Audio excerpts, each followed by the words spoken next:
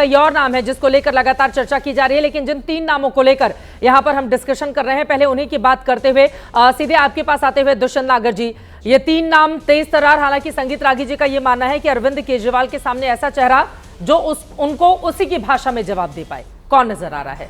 देखिए, इन तीनों में से तो कोई नहीं है और मैं बड़ी गंभीरता के साथ कहना चाहता हूं कि नाम आपके सोर्सेज से हैं, सही ही हैं, आपके सोर्सेज काफ़ी मजबूत हैं, लेकिन इनके अलावा भी और गंभीर नाम हो सकते हैं। जैसे मैं अगर 2 लोगों को यहाँ पे 2 प्रत्याशियों के बारे में बात करना चाहूँगा। पहले तो प्रवेश वर्मा जी, जिनकी उपयोगिता बीजेपी के लिए पूरे हरियाणा में हो सकती है, दिल्ली में हो सकती है। देखिए, मुस्कुराते हुए आपको देख के गए भी हैं मेले में से। हाँ, पश्चिमी उत्तर प्रदेश में भी हो सकती है और वो एक बहुत ही स्ट्रॉन्ग कैंडिडेट है, उनके नाम पे पूरा चुनाव लड़ा गया है। और फार्मर जो कम्युनिटी है उसके प्रतिनिधित्व की भी आज जरूरत है भारतीय जनता पार्टी में। ठीक है। एक और नाम में जोड़ना चाहूंगा, स्मृति ईरानी जी का। देखिए, वो दिल्ली की है, महिला है, बीजेपी की कोई महिला चीफ मिनिस्टर नहीं है और पूर्वांचल के साथ भी उनका एक कनेक्ट है। वो अमेठी से सांसद रही हैं और यूपी से जुड़ी हुई रही है। तो अगर वो बनती हैं तो वो भी बहुत शानदार। राहुल गांधी को उन्होंने हराया था एक वक्त पर इतने बड़े मार्जिन से, तो आपको लग रहा है कि स्मृति ईरानी भी तेज तर्रार नेता है, केंद्रीय मंत्री वो रह चुकी हैं, लेकिन अभी तक की जो जानकारी एबीपी न्यूज को है, जितने विधायक चुने गए हैं उन्हीं विधायकों में से किसी एक को बनाया जाएगा। इधर उधर के जितने भी नाम चल रहे हैं, जो हमारी जानकारी है, हालांकि नागर साहब का मानना यह है कि स्मृति ईरानी को बना देना चाहिए, वो ज्यादा काबिल साबित होंगी। आप ये कहना चाह रहे हैं? संगीत रागी जी, मैं आ रही हूं मुकेश। चित्रा जी, देखिए, मुझे एक चीज बुरा इसमें दिखाई दिया है कि प्रतीकों की राजनीति का समय खत्म हो चुका है। जब चौधरी चरण सिंह जी को भारत रत्न दिया गया था तो लगा था कि पूरा जाट वोट जो है वो मोबिलाइज करके भारतीय जनता पार्टी, ऐसा नहीं हुआ। द्रौपदी मुर्मू जी को जब बनाया गया तो ऐसा लगा था कि सारे के सारे ट्राइबल वोट्स चले आ जाएंगे, ऐसा नहीं हुआ। मोहन यादव जी को जब बनाया गया था तो चुनाव में वो गए थे, लगा था कि बिहार में जो है वो या बाकी और जगह जो है वो बड़ा परिवर्तन आएगा, ऐसा कुछ हुआ नहीं। तो मुझे लगता है कि इन सब चीज़ों से लेकर के नरेंद्र मोदी जी के सामने एक गोल है, भारतीय जनता पार्टी के सामने एक गोल है, 2047 में भारत एक विकसित राष्ट्र के रूप में हो। और उसकी ध्रुवी कहाँ से होनी चाहिए? बाकी सब तो चीफ मिनिस्टर हैं, लेकिन दिल्ली का जो चीफ मिनिस्टर होता है वो जिसे हम कहते हैं नेशनल नहीं, उसका हमेशा एक इमेज इंटरनेशनल भी हमेशा साथ साथ कैरी होता है। तो मुझे लगता है कि भारतीय जनता पार्टी को एक ऐसे नेतृत्व की जरूरत है जो इन सब प्रतिनिधित्वों से बाहर रह करके डिलीवर कर सके गवर्नेंस के मामले में। राजनीति की एक जरूरत तो है ना, इस बात से आप कैसे इनकार कर सकते हैं? हो सकता है मोहन यादव को अभी बनाकर फायदा नहीं ले पाए, लेकिन बिहार में भी चुनाव होने बाकी हैं और अगर वो शिफ्ट होता है वोट, क्योंकि अब यादव नाम को लेकर देखिए बीजेपी का ये दर्द है, वो जातियों को तोड़ना चाहती है, लेकिन यूपी बिहार में यादव इंटैक्ट रहते हैं, एक तरफ लालू यादव परिवार की तरफ और एक तरफ मुलायम सिंह यादव की तरफ, तो कोशिश तो करेगी ना बीजेपी।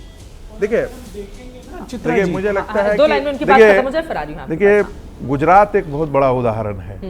गुजरात में जब था कि लगता था कि माइनस पटेल कोई बड़ा नेता हो ही नहीं सकता है, नरेंद्र मोदी जी गए, केशु भाई पटेल जैसा, मेहता जी जैसा, सुरेश भाई मेहता जी जैसा, उनको रिप्लेस किया भारतीय जनता पार्टी ने। और फिर आपने देखा कि पूरे गुजरात का जो समीकरण है, हर व्यक्ति जाति से परे जाकर के नरेंद्र मोदी के साथ खड़ा हो गया। हर कोई अब मोदी नहीं हो सकता ना, वो तो अपने जीवन में कोई चुनाव भी नहीं हारे हैं, लेकिन अगर बाकी लोगों को आप देखेंगे तो बीजेपी फूंक, क्योंकि मोदी के चेहरे पर चुनाव लड़ा गया, इतना बड़ा मैंडेट 26 सालों के बाद उसको मिला है। जल्दी से नागर साहब अपनी बात पूरी कीजिए। मुकेश जी, इसके बाद में आ रही हूं आपके पास। रागी साहब ने कहा ये वो एक नैरेटिव की बात कर रहे हैं, ऐसी वस्तु स्थिति नहीं है। आप गुजरात में देखिए, पटेल साहब हैं, उनसे पहले मैडम पटेल थी, अभी भूपेश पटेल जी हैं। और प्रतीकों की राजनीति, हिंदुत्व को स्ट्रॉन्ग करने के लिए बीजेपी छोटी छोटी जो समूह हैं जातियों के, उनको प्रतिनिधित्व दे रही है। आप टिकट्स में देखो, 20 से ज्यादा कैंडिडेट्स हैं ओबीसी के जिनको बीजेपी ने टिकट दिया है।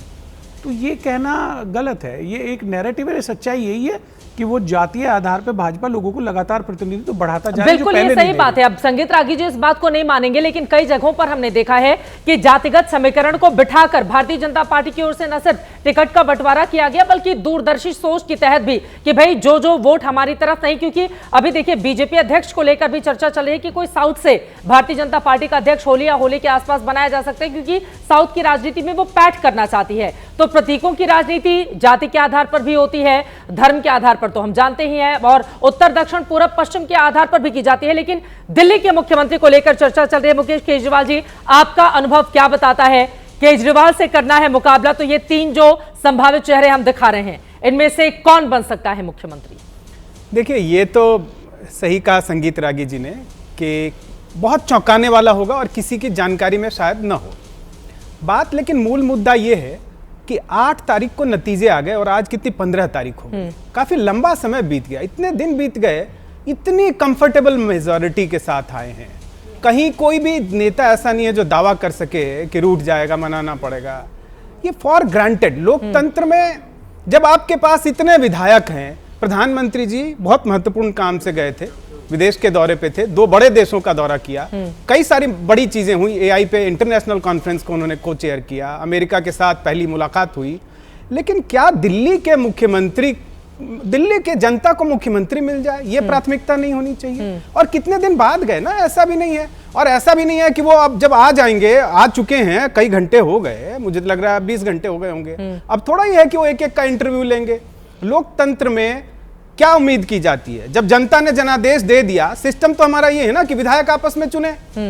ठीक है कि एक बड़ी राष्ट्रीय पार्टी है, उसकी पार्लियामेंट्री बोर्ड भी कुछ अपने डिसीजन कर सकता है, लेकिन जनता का जो फैसला है उसका कुछ तो सम्मान हो। आपकी बात बिल्कुल सही है, लेकिन मोदी के चेहरे पर चुनाव लड़ा गया था ना, और बीजेपी का दर्द तो ऐसा है, देखिए 1993 से 98 तक 3-3 मुख्यमंत्री बदलना पड़ गया था। तो कम से कम अपने उस इतिहास को वो दोबारा नहीं दोहराना चाहेगी। यहाँ एक ऐसा चेहरा चाहेगी जो बीजेपी को दिल्ली में अगले 20 सालों तक मजबूत करे, ठोक बजा करे। इसलिए हो सकता है फैसला ले रहे हो। तो वही मैं कह रहा हूं, उसके लिए क्या क्राइटेरिया हो सकता है? जो दिल्ली की जनता को प्यारा हो, जो यहाँ के लोगों को। मगर कौन है प्यारा? कौन है प्यारा दिल्ली की जनता को? कैसे होगा फैसला? वो ऐसे होगा जैसा संगीत जी ने कहा कि एक जादूगर आएगा, अपनी टोपी उतारेगा, उसमें से कुछ भी निकाल के आपको जादूगर के चेहरे पर बीजेपी चुनाव लड़ी है ना, तो उसी जादूगर के चेहरे पर तो चुनाव लड़ी है ना बीजेपी। उस जादूगर को आप हटा ही नहीं सकते हैं बिना उसके दिल्ली में जीत हासिल करना। क्या आसान था? तो इसका मतलब है भारत में जो सिस्टम बना हुआ है,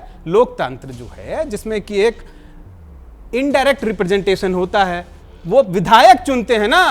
भारत में सिस्टम बंद कर दीजिए। अगर मोदी जी के चेहरे पे जीते हैं तो मना कर दीजिए ना कि विधायकों का चुनाव नहीं होगा। केजरीवाल जी, जब हम लोग इलेक्शन में गए थे तो हम जब सवाल पूछते थे कौन जीत रहा है, तो वहां पर किसी विधायक का नाम नहीं लिया जाता था, वो मोदी की गारंटी की बात करते थे। मैं मानता हूं। तो अगर वो मोदी के ऊपर भरोसा करके, तो फिर उनको ये और हर जगह उसका तो फिर परिणाम यही है कि भारत में जो मौजूदा सिस्टम है, इसको अब कह दीजिए मौजूदा सिस्टम को आप खराब कर रहे हैं।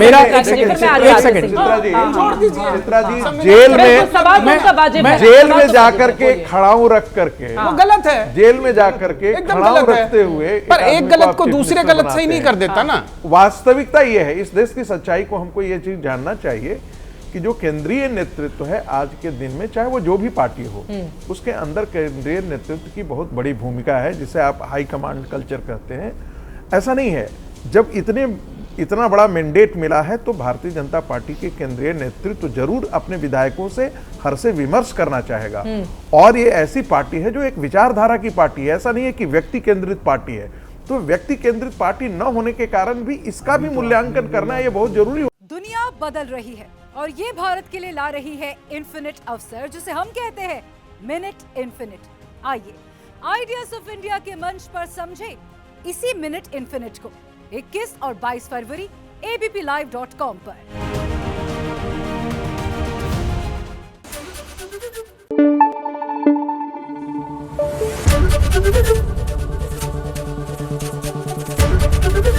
एबीपी न्यूज आपको रखे आगे।